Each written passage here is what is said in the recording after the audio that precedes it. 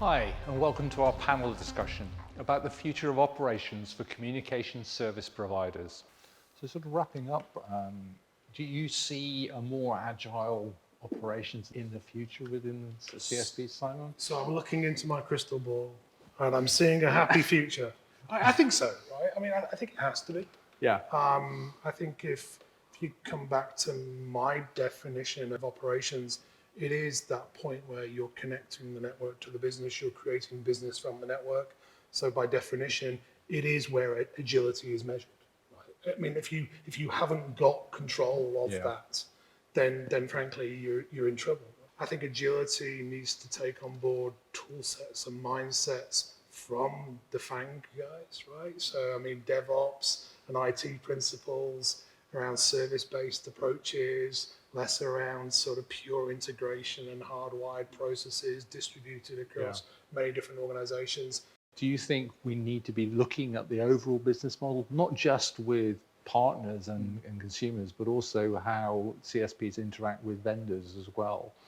If you look at where a business case is being built, it's being built at a very, very modular, subscale level, I would say.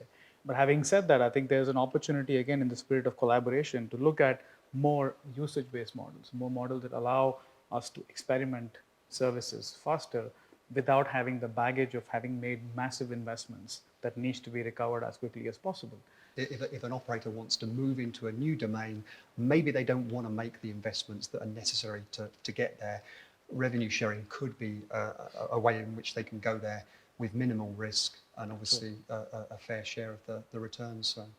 So we need to take some of the boundaries out of what was, frankly, best practice for many, many years. But the idea that architectural best practices 40 years ago are relevant for the next 40 years, I don't think stands up, right? And when I first started this industry, you followed the rules or the mindsets that were defined because they measure agility in defining a new tariff. Yes.